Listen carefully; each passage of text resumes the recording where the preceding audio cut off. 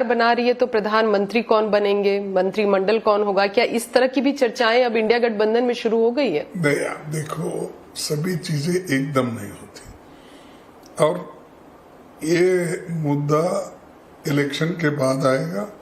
All alliance parties एक होके जब लड़े हैं तो वो निर्णय लेंगे कौन प्रधानमंत्री बनेगा और कौन किसके लिए सहमति बनेगी। ये सब कुछ उस वक्त होगा। अभी से हम कहना ठीक नहीं होता क्योंकि हम एक पार्टी नहीं है, अलायंस पार्टीज है, 20-25 पार्टियां मिलके लड़ रहे हैं, तो सबकी राय लेकर आगे बढ़ना है। प्रधानमंत्री कह रहे हैं कि आरक्षण मुसलमानों को दे दिया जाएगा अगर कांग्रेस की सरकार आएगी। कांग्रेस की सरकार आएगी तो रामलला फिर से टेंट में चले जाएंगे। ये सब जो एक बताया जा रहा है, एक कांग्रेस को हिंदू विरोधी का जो एक नैरेटिव तैयार किया जा रहा है, इसको तोड़ने की कांग्रेस की क्या रणनीति है? देखो, ये कभी हिंदुस्तान में होगा नहीं। राम मंदिर जो बन रहा है, जो ट्रस्ट वाले बना रहे, वो बनाते रहेंगे, कोई उसको बाधा नहीं है।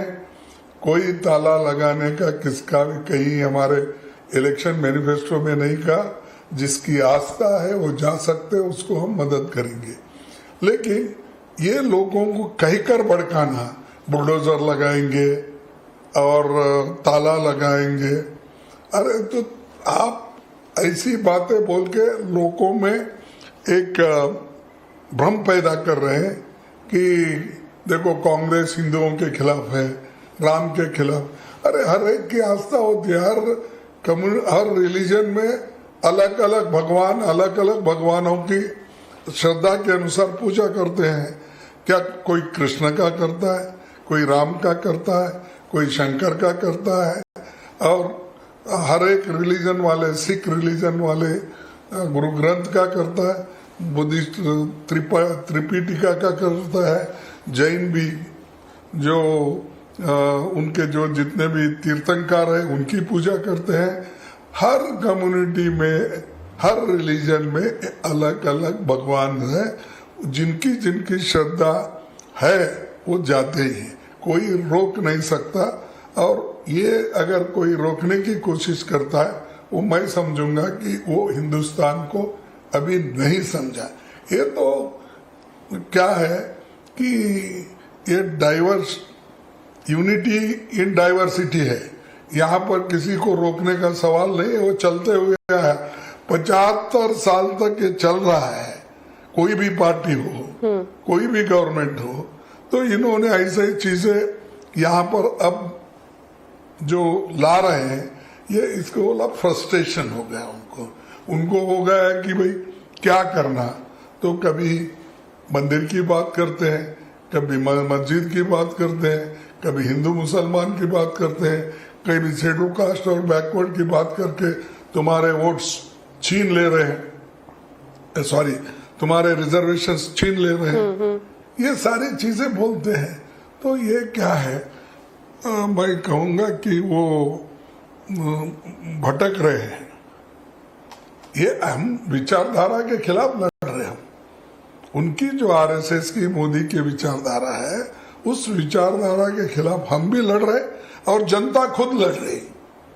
हम जनता को मदद कर रहे हैं। राहुल गांधी के वायनाड से चुनाव लड़ने के पर भी प्रधानमंत्री ने कई बार अपनी बात रखी। उन्होंने कहा कि राहुल गांधी को ऐसा लग रहा था कि वो हार जाएंगे वायनाड, इसीलिए वो रायबरेली आए। रायबरेली में प्रचार के दौरान सोनिया गांधी भी पहुंची, कह रही अपना बेटा सौंप रही। इतना इमोशनल प्रचार करने की क्या जरूरत थी सोनिया गांधी को? क्या लगता है आपको? क्यों जरूरत है? हमारी पार्टी की नेता है, 30-35 साल उन्होंने वहां गुजारा है, उनको हक नहीं होता जा। इन्होंने तो गांधीनगर से आके वाराणसी में आए, माँ गंगा मुझे बुलाई, ये इमोशन करने का, ये हिंदू के वोट खींचने के लिए तुम बोल रहे हो। हम हमारे पार्टी का काम किए, सो कम से कम बोलने के लिए हमारी लीडर तो जाना चाहिए, हमने ये किया, ये किया। दिल्ली में शराब घोटाले की वजह से मुख्यमंत्री जेल गए, अब प्रचार के लिए उन्हें बाहर बेल पर छोड़ दिया है।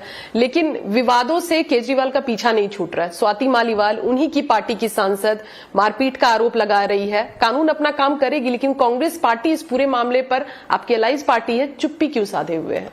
नहीं, ये देखो वो खुद ही बोल रहे हैं, हम क्या इसमें बोलने का। जो चीफ मिनिस्टर है खुद वो जानते हैं, उनके पास भी इंटेलिजेंस रिपोर्ट हो सकती है, लोकल सब चीजें वो जानते हैं, फिर दूसरे बोलने की इसमें कोई आवश्यकता नहीं।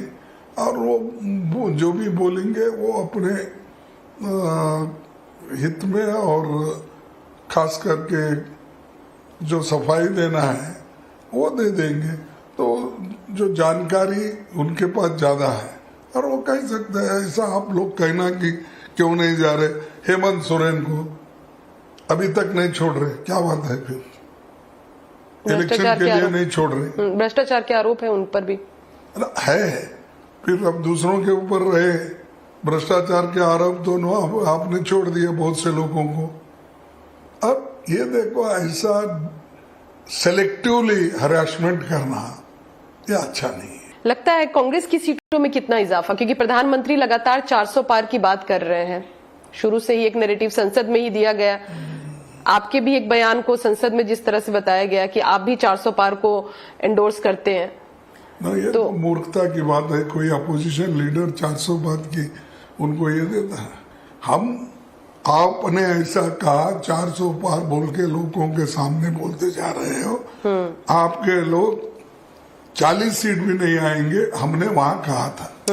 तो ये जो है, इसको तोड़ मोड़ के अगर कोई कहता है, मैं समझता हूं कि अगर कोई जर्नलिस्ट वैसा लिखता है तो उन्होंने समझ नहीं पाया मेरे बात को।